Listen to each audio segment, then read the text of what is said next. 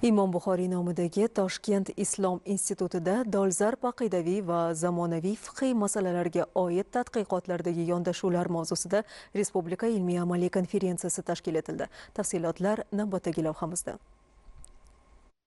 O'zbekistonda diniy-ma'rifiy soha takomillashmoqda. Ilmni rag'batlantirish, ma'rifatli jamiyatni shakllantirish yo'lidagi sa'y-harakatlarga barchamiz guvoh bo'lyapmiz. Toshkent Islom institutida dolzarb aqidaviy va zamonaviy fiqhiy masalalarga oid tadqiqotlardagi yondashuvlar mavzusida o'tkazilgan Respublika ilmiy-amaliy anjumani misolida fikrimizni davom ettiramiz. O'zbekiston musulmonlari idorasi, Xalqaro islomshunoslik akademiyasi, Islom sivilizatsiyasi markazi kabi turdosh soha ta'lim muassasalari, ilmiy tadqiqot markazlari vakillari, professor o'qituvchilar, yosh olimlar qamrab olinganda xulosa qilsa bo'ladi. Tadbirga puxta hozirlik ko'rilgan. Muhokama, munozara uchun tanlangan yo'nalishlar ham o'ta dolzarb. Plastik jarrohlikning shar'iy hukmi, yot g'oyalar ta'siriga tushgan shaxslarni reabilitatsiya qilish masalalari, elektron savdoga oid zamonaviy fiqhiy masalalar, Moturidiya ta'limotining asoslari va xususiyatlari va boshqalar.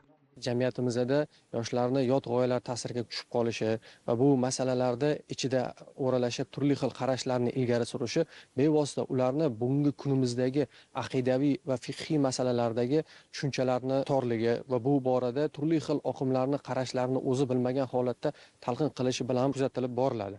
Shuning uchun ham bugungi kunda yoshlarimizni sof islomiy tushunchalarni berib borishda, ularni islomning ta'limotlarini sof holda yetkazishda mazkur masalalarni o'rganish va uni tahlil qilish, tadqiqotlar o'tkazish, ilmiy saviyali kitoblarni nashr qilib borish va albatta bu borada xalqaro tajribalarni ham o'rganish juda ham ahamiyatli va dolzarb bo'lib turgan masalalardan biri hisoblanadi. Ajdodlardan meros diniy bilimlar va aqidaviy masalalardagi to'g'ri talqinni avlodlarga sof holida yetkazish bugungi ulamolarimiz oldidagi eng mas'uliyatli vazifa. Islom fiqhi masalalarida ham zamonlar osha yangi savollar yuzaga qalqib chiqyapti. Ilmiy-amaliy konferensiya mazkur mavzulardagi fatvolarning to'g'ri qabul qilinishiga xizmat qilishi bilan ham ahamiyat kasb etdi.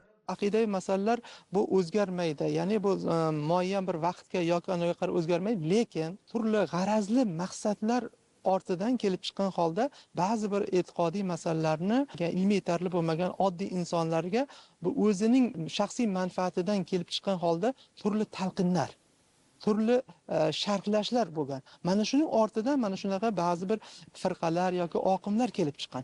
Aslida voqelikda o'zi aqidaviy masalalar o'zgarmas masalalar hisoblanadi.